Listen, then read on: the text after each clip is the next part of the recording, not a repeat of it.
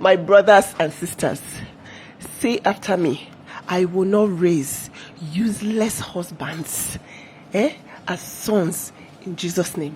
Because it be like say this weaponized incompetence of a thing, it be like say la follow come for Nigerian boys. Because tell me why this, my son, is a very amazing cook. But he was running away initially. In fact, he would say things like, oh, but my sister cooks better eggs than me, but everybody makes better food than me. And sometimes I'll ask him, what made you say that? He said he just said it because he felt like if he says it, then the person that is the best at it will now be given the opportunity to do it. But no, that is just him running away from his responsibilities. And that is what a lot of Nigerian men did from their childhood till they got to marriage, and they are still doing it in their marriages. They'll say things like, no, I can't cook for my wife, or my wife cooks better meals, so let her just be the one to cook it. Every time you tell your husband to do something and it frustrates you to the point that you just tell yourself, it is better I do it by myself, that is weaponized incompetence. And that was Nancy Ume. And Nancy recently shared a video on, she was talking about weaponized incompetence, which is a deliberate display of inability to avoid responsibilities. And this often starts with poor skill training in childhood.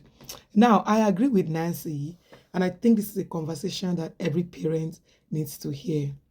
Listen, we are raising children in a different world, a totally different world.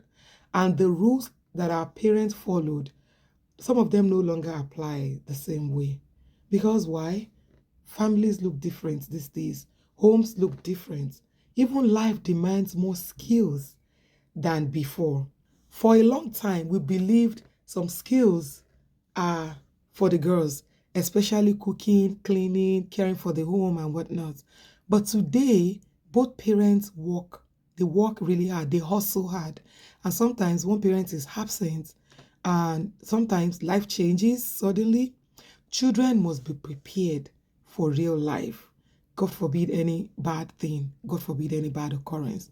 And training a boy, as Nancy mentioned, does not mean you are taking away his strength. It just means that you are giving him the skills, the life skills that will be useful for him in the future. A boy who knows how to cook will never starve, and a boy who knows how to clean will never live in chaos. A boy who knows how to care for himself will never ever have to depend on other people to survive. And research has also shown that boys who are taught life skills early in life, they handle stress better. They are more emotionally stable. They feel more confident in themselves than ever before.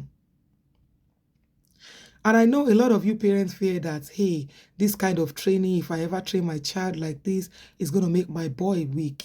No, this is not true. Basic life skills do not weaken a boy. Do not weaken any child at that. What will weaken your boy or your child or your girl as well is lack of these basic skills.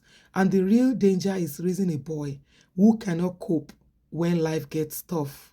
Life does not ask if your child is a boy or a girl. Life asks if your child is prepared for whatever comes their way. If a parent becomes sick, if a parent travels, if a parent is no longer around, the child still has to live his life. Gender will not save your child. The skills they have learned will.